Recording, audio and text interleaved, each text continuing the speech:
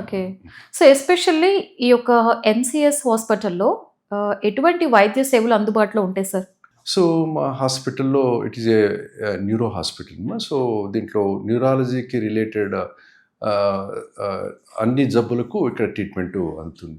ముఖ్యంగా నరాలకు సంబంధించిన జబ్బులు అంటే న్యూరో ఫిజిషియన్స్ ఉన్నారు, న్యూరో సర్జన్స్ ఉంటారు. ఒక టీమ్ ఆఫ్ డాక్టర్స్ ఉంటారు.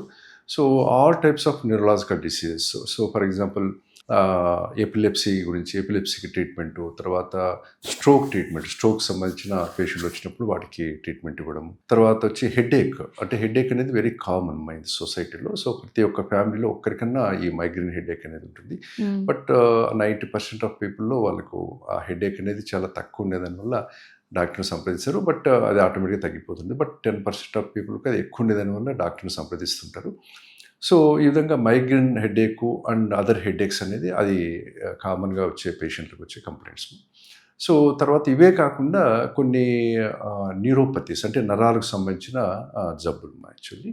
సో బాడీలో ఉండే నరాలు కొన్ని కారణాల వల్ల దెబ్బతినే దానివల్ల ముఖ్యంగా ఈ డయాబెటీస్ షుగర్ ఉండే వాళ్ళకి ఎక్కువ ఈ నరాలు కొన్ని రోజులు అంటే 5 to 10 years తర్వాత నరాలు దెబ్బతినడము స్టార్ట్ అవుతుంది. సో ఆ విధంగానే కొన్ని మజిల్కు సంబంధించిన జబ్బులు అంటే మైస్థీనియా గ్రీవ్స్ అట్లా కొన్ని జబ్బులు ఉన్నాయి. అంటే మయోసైటిస్ అని, మస్కులర్ డిస్ట్రోఫీస్ అని. సో అట్లా మజిల్కు కండరాలకు సంబంధించిన జబ్బులు ఉంటాయి.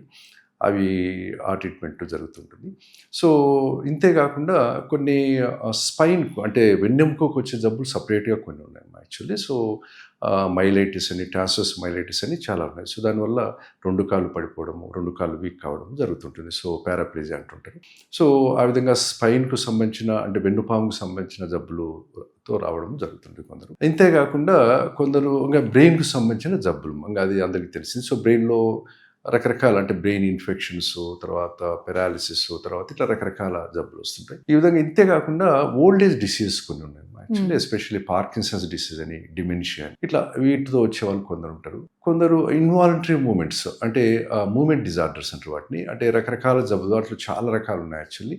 సో వాటిలో చిన్న ఎగ్జాంపుల్ తీసుకోవాలంటే రైటర్స్ క్రాంప్ అని రాయలేకపోవడం, బాగా రాసే వాళ్ళు కూడా సడన్గా రాయలేకపోవడం, తర్వాత ట్విచింగ్స్, హెమీ ఫేషియల్ స్పాజమ్స్ అంటారు, ఇట్లా కొట్టుకుంటూ ఉంటారు యాక్చువల్లీ, అదొక రకం. తర్వాత కొందరికి అథెటోసిస్ అంటారు యాక్చువల్లీ, ఇట్లా మూమెంట్స్ వస్తుంటాయి యాక్చువల్లీ.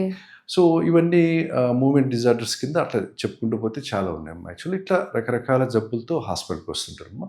సో ఇంకా న్యూరో సర్జికల్ పార్ట్ తీసుకుంటే స్పైన్ సర్జరీస్ అంటే డిస్క్ జారిన వాళ్ళకు, అంటే డిస్క్ జారే దానివల్ల ఏమిటంటే వాళ్ళకు ఇక్కడ నడుము కాడ కానీ మెడ కాడ కానీ ఆ నరము ప్రెస్ అయ్యే దానివల్ల వాళ్ళకు మెడ నొప్పి స్లోగా భుజానికి, తర్వాత చేతికి పాకడం, తర్వాత నడుము నొప్పి కొన్ని రోజులకు కొన్ని నెలలకు కాళ్ళకు పాకడము ఇట్లా జరుగుతుంది. సో వీటిని రాడిక్లోపతీస్ అంటారు. సో వీటికి అంటే కొద్దిగా మైల్డ్ రాడిక్లోపతీస్ ఉండే వాళ్ళకు ట్రీట్మెంట్ అంటే మెడికల్ ట్రీట్మెంట్ 90% ఆఫ్ పీపుల్కు మెడికల్ ట్రీట్మెంట్ ప్లస్ తగిన జాగ్రత్తలు తీసుకునే దానివల్ల లైఫ్ స్టైల్ మోడిఫికేషన్స్ అది తగ్గిపోతుంది.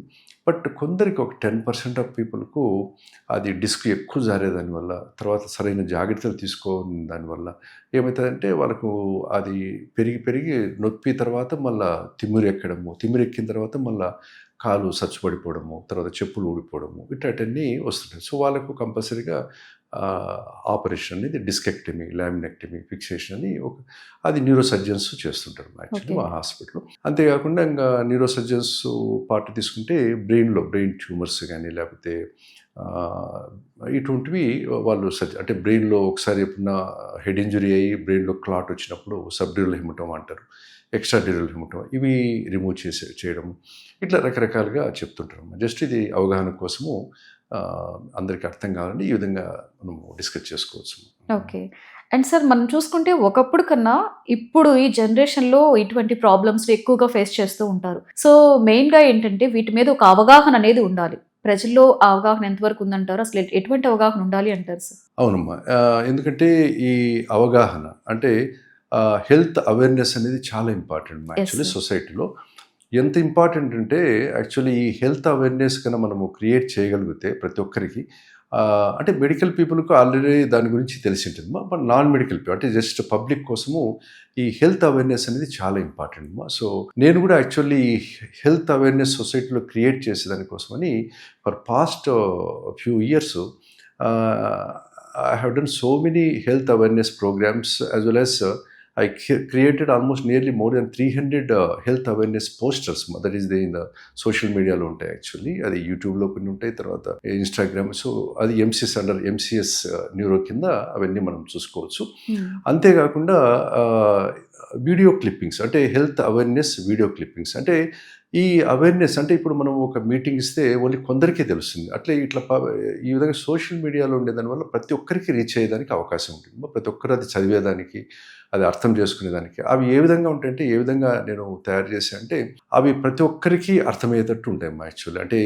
అంటే నాన్ మెడికల్ కొద్దిగా చదువు వచ్చిన ప్రతి ఒక్కరికి అది అర్థమయ్యేటట్టు ఉంటుంది యాక్చువల్లీ. సో అది అర్థం చేసుకోవడమే కాకుండా ఎప్పుడన్నా వాళ్ళకి ఏమన్నా అటువంటి ప్రాబ్లం వచ్చినప్పుడు వాళ్ళని వాళ్ళు రక్షించుకునేదానికి, తర్వాత వాళ్ళ నైబర్స్ కానీ, వాళ్ళ ఇంట్లో వాళ్ళని కానీ, లేకపోతే ఎక్కడన్నా బయట ఏదైనా గ్యాదరింగ్లో ఉండేటప్పుడు ఎవరికైనా అటువంటి సిమ్టమ్స్ వచ్చినప్పుడు వీళ్ళు వెంటనే వాళ్ళకి హెల్ప్ చేసేదానికి కూడా అవకాశం. ఫస్ట్ ఎయిడ్ లాగా అది. ఫస్ట్ ఎయిడ్ అనేది it is a broad term, but ఇది హెల్త్ అవేర్నెస్ అనేది వెరీ ఇంపార్టెంట్. సో వాళ్ళకే కాకుండా వేరే వాళ్ళకి కూడా హెల్ప్ చేసేదానికి అవకాశం ఉంటుందనే ఉద్దేశంతో ఈ హెల్త్ అవేర్నెస్ ప్రోగ్రామ్స్ అనేది చాలా ఇంపార్టెంట్ యాక్చువల్లీ. ఎందుకంటే ఈ విధంగా వాళ్ళకు అట్లా ఎడ్యుకేట్ చేసేదాని వల్ల మనము 90% ఆఫ్ స్ట్రోక్స్ అంటే న్యూరలాజికల్ డిజార్డర్స్ను మనము హాస్పిటల్కి పోకుండా ఇంటి వరకే అది కన్ఫైన్ చేసేసి ట్రీట్మెంట్ తీసుకొని పూర్తి రికవర్ అయ్యేదానికి అవకాశం ఉంటుంది. అంతేకాకుండా మ్యాసివ్ స్ట్రోక్స్ అంటే పెద్ద పెద్ద స్ట్రోక్స్ ఇవన్నీ మనము అవాయిడ్ చేసుకునేదానికి అవకాశం ఉంటుంది. So for example early symptoms వచ్చిన వెంటనే, అంటే స్ట్రోక్ తీసుకుంటే మనకు అంటే హెల్త్ అవేర్నెస్ ప్రతి ఒక్కదానికి ఇంపార్టెంటే. దాంట్లో ముఖ్యంగా ఒక బిట్ తీసుకుంటే, ఒక చిన్న ఎగ్జాంపుల్ కోసము, ఇంకా స్ట్రోక్ అవేర్నెస్ ప్రోగ్రామ్స్ అని ఉన్నాయి. స్ట్రోక్ అంటే బ్రెయిన్ స్ట్రోక్స్. సో ఇది చాలా ఇంపార్టెంట్, ఎందుకంటే దిస్ ఈజ్ వరల్డ్లో second leading cause of death actually. So అందుకని ఈ అవేర్నెస్ కనుక క్రియేట్ చేస్తే 90% ఆఫ్ డెత్స్ను మనం అవాయిడ్ చేయొచ్చు.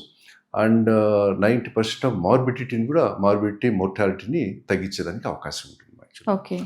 దాంట్లో ముఖ్యంగా కొన్ని సైన్స్ ఉంటాయి, ఎర్లీ సైన్స్ అంటారు యాక్చువల్లీ. అది ఎవరైనా కనిపెట్టచ్చు. కాకపోతే ఆ అవగాహన ఉంటే తప్ప, అవగాహన లేకపోతే అది ఏదో లైట్గా తీసుకుంటారు. కానీ ఒకసారి అవగాహనగానే ఉంటే ప్రతి ఒక్కరికి ఆ సిమ్టమ్స్ వచ్చిన వెంటనే ఓహో ఇది స్ట్రోక్ వస్తుంది అని వెంటనే జాగ్రత్త తీసుకునే దానికి అవకాశం ఉంటుంది. వాటిలో ముఖ్యంగా ఆ సిమ్టమ్స్ ఏమిటంటే ఒక 4-5 సిమ్టమ్స్ ముఖ్యంగా మాట్లాడుతూ ఉంటారు. ఫర్ ఎగ్జాంపుల్ ఒక 45 years పర్సన్ ఏదో డిస్కస్ చేస్తుంటాడు, మాట్లాడుతుంటాడు, సడన్గా మాట తేడా రావడము, తర్వాత సడన్గా మూతి ఇట్లా వంకర పోవడము, తర్వాత సడన్గా ఎడం చేయి కానీ ఎడం కాలు కానీ ఇలాంటి కుడి చేయి కానీ కుడి కాలు తిమ్మిరెక్కడము, కొద్దిగా గ్రిప్ వీక్ కావడము, తర్వాత నడకలో కొద్దిగా తేడా రావడము, తర్వాత గిడ్డినెస్ రావడము, కళ్ళు తిరగడము, ఇవన్నీ కొన్ని సిమ్టమ్స్ యాక్చువల్లీ. సో వీటిని స్ట్రోక్ ఎర్లీ సిమ్టమ్స్ అంటారు. ఇవి ముఖ్యంగా అంటే ఎవరికైనా రావచ్చు, బట్ ఎక్కువ బీపీ, షుగర్, తర్వాత ఎక్కువ స్మోకింగ్, ఆల్కహాల్, ఇవన్నీ వాస్కులర్ రిస్క్ ఫ్యాక్టర్స్ అంటారు actually. Primary vascular risk factor. ఈ రిస్క్ ఫ్యాక్టర్స్ ఉన్న వాళ్ళకు ఇంకా ఏ ఏజ్లో అయినా కానీ వాళ్ళకి వచ్చేదానికి అవకాశం ఉంది. ఏజ్తో సంబంధం లేదు సార్ అసలు. ఇది ఇంతకుముందు యాక్చువల్ ఒక 3 decades బ్యాక్, అంటే 30 years బ్యాక్ ఎట్లుండేదంటే, మేము ఫస్ట్ స్టార్ట్ చేసినప్పుడు మా ప్రాక్టీస్ ఆల్మోస్ట్ 30 years బ్యాక్, అంటే అప్రాక్సిమేట్లీ 2001లో అయిపోయింది. అప్పుడు మొదట్లో ఎట్లుండేదంటే, ఎక్కువ ఈ స్ట్రోక్ ఉండే వాళ్ళు more than 60 years ఉండే వాళ్ళకి ఎక్కువ వచ్చేది మా అప్పుడు యాక్చువల్. అంటే వాళ్ళకి ఏజ్ వల్ల, తర్వాత వేరే కారణాల వల్ల వచ్చేది. బట్ ఇప్పుడు మాత్రము ఆల్మోస్ట్ ఫర్ పాస్ట్ 2 decades అంటే 20 years నుంచి ఎట్లుందంటే, స్లోగా అది యంగర్ ఏజెస్ కూడా ఈ స్ట్రోక్ అనేది రావడం జరుగుతుంది. ఇప్పుడు ఆల్మోస్ట్ డిస్ట్రిబ్యూషన్ తీసుకుంటే, ఇంతకుముందు ఓల్డ్ ఏజ్ వాళ్ళకు 90 మందికి వస్తే, చిన్న వాళ్ళకు కొన్ని 10% లేదా 5% వాళ్ళకి వచ్చేది యాక్చువల్లీ. యంగ్ ఏజ్ అంటే less than 40 years వాళ్ళకి. ఇప్పుడు చూస్తే ఆల్మోస్ట్ యంగ్ ఏజ్ వాళ్ళకు, ఓల్డ్ ఏజ్ వాళ్ళకు ఈక్వల్ గా వస్తున్నాయి. హాస్పిటల్ చూసుకుంటే యూత్ లో కూడా సడన్ గా స్ట్రోక్స్ వచ్చేసి చనిపోయిన సిచువేషన్, యూత్ లో ఆల్మోస్ట్ 20 years లో, 30 years లో, 40 years లో ఇవన్నీ వస్తున్నాం. ఎందుకంటే ఇవన్నీ ఈ 20 years లో మరి రాను అవి పెరుగుతూ పోతున్నాయి. రీజన్ ఏంటంటారు సార్? అదే ఇవి చూస్తే ఇప్పుడు ఇంకా చిన్న ఒకటి జస్ట్ ఇది చెప్పాలనుకుంటే, ముఖ్యంగా ఇంతకుముందు పెద్దవాళ్ళు హాస్పిటల్లో ఐసీయూలో తీసుకుంటే 10 మంది ఐసీయూలో ఉంటే 9 మంది ఓల్డ్ పీపుల్, ఒక్కరు చిన్నవాళ్ళు ఉండేవాళ్ళు యాక్చువల్లీ. ఇప్పుడైతే ఆల్మోస్ట్ 50, అంటే 5 మంది వీళ్ళు ఉంటారు, 5 మంది వాళ్ళు ఉన్నారు యాక్చువల్లీ. కాబట్టి దీనికి ముఖ్యంగా రీజన్ తీసుకుంటే, ఈ చిన్నవాళ్ళలో ఎందుకు వస్తుంది అంటే, ముఖ్యంగా ఒకటి వచ్చి లైఫ్ స్టైల్ యాక్చువల్లీ ఇప్పుడు Okay. లైఫ్ స్టైల్ ఎట్లా తయారైందంటే చాలా ఎక్కువ స్ట్రెస్ఫుల్ సిచ్యువేషన్ అయిపోయింది యాక్చువల్లీ వాళ్ళ జాబ్స్ అయితేనేమి. సో ఆ లైఫ్ స్టైల్ మాడిఫికేషన్ అనేది చాలా ఇంపార్టెంట్. ఈ హెల్త్ ఎడ్యుకేషన్లో ముఖ్యంగా దానిపైన ఎక్కువ స్ట్రెస్ పెడుతుంటాము. సో వర్క్ను ఏ విధంగా ప్లాన్ చేసుకోవాలి, లైఫ్ని ఏ విధంగా ప్లాన్ చేసుకోవాలి, లైఫ్ వర్క్ బ్యాలెన్స్ ఏ విధంగా ఫుడ్ తీసుకోవాలి హ్యాబిట్స్.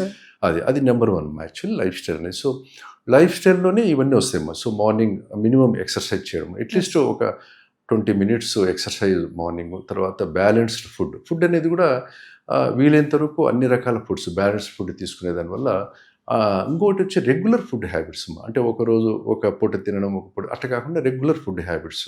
ఇంకా థర్డ్ మోస్ట్ ఇంపార్టెంట్ ఏమిటంటే ఒకటి వచ్చి ఎక్సర్సైజ్ చెప్పాము, ఒకటి ఫుడ్ చెప్పాము. ఇంకా అనదర్ ఇంపార్టెంట్ ఏమిటంటే స్లీప్ అమ్మ. Sleep also very important actually. Sleep Okay. ఎంత ఇంపార్టెంట్ అంటే మినిమం అట్లీస్ట్ ఒక 6 అవర్స్ అన్నా 7 అవర్స్ అన్నా ఆ స్లీప్ కేటాయించిన టైం దానికే ఉండాలి. మనం ఆ టైంలో వేరేది చేసుకోవడము, లేకపోతే వర్క్ చేసుకోవడము, లేకపోతే ఇంకోటి చేసుకోవడం అట్లా చేయకూడదు. ఎప్పుడన్నా ఒకరోజు అకేషనల్గా ఏదైనా ఫంక్షనో లేకపోతే ఇంకోటి ఉండేటప్పుడు అట్లా చేసినా ఇబ్బంది లేదు. కానీ బట్ వీలైనంత వరకు ఆ స్లీప్ టైం అనేది ఒక 6 to 7 hours regular sleep habits maintain చేయగలిగితే ఆల్మోస్ట్ 90% ఆఫ్ ఈ జబ్బులు అంటే ఈ న్యూరలాజికల్ జబ్బులే కాకుండా హార్ట్కు సంబంధించినవి, తర్వాత ఇంకా అన్ని లంగ్స్కి సంబంధించినవి, తర్వాత ఈ గ్యాస్కు సంబంధించినవి, గ్యాస్ట్రోఇంటెస్టినల్ డిజార్డర్స్, అట్లా కిడ్నీకి ఇట్లా ప్రతి ఒక్కదానికి మనము ఇది జాగ్రత్త అనేది బాడీలో ప్రతి ఒక్క భాగానికి ఈ జాగ్రత్తలు చాలా ఉపయోగపడతాయి యాక్చువల్లీ. ఓకే.